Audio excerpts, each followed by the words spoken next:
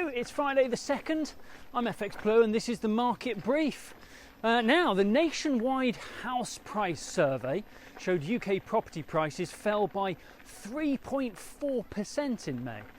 This could easily get worse as further rate hikes and the associated higher mortgage costs will naturally affect demand.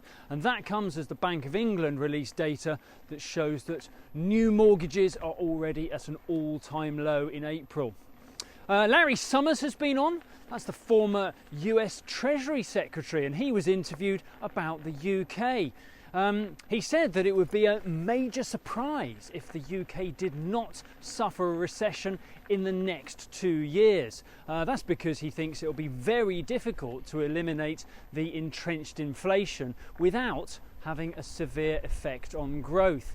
He said Brexit was an historic error, which has fueled the cost of living crisis. He believes Brexit put a downward pressure on the pound, upward pressure on prices, and seriously dented competitiveness, with the supply of labour being affected and the associated skill shortage. In short, Summers blames Brexit for why the UK's performance is worse than the G7 partners.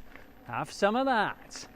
Now, that's all well and good, and it's always nice to stir up the Brexit debate once again, but today even Brexit pales into insignificance because it's the first Friday of the month, non-farm payrolls is due, and we're having a sweepstake. We've got a whizzy little graphic to play for.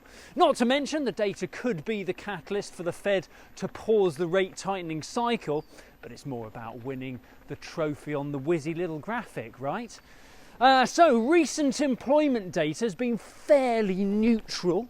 Job openings were back above the 10 million mark, which suggests plenty of opportunity for US workers to move for a pay rise. And ADP private sector data remained strong yesterday. That was at 287,000 new jobs against a forecast of 170. Weekly jobless claims was a little better than forecast too. They came in down at 232,000 new claims.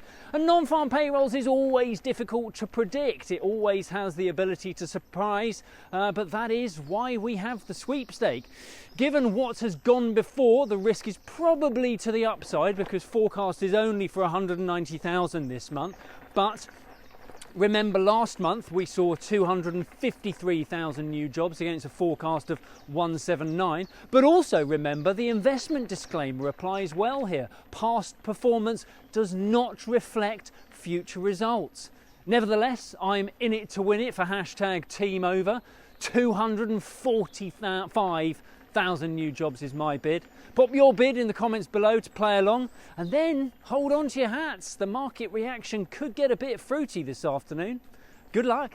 If you do not have a clue, then just tweet through and ask FxPlew.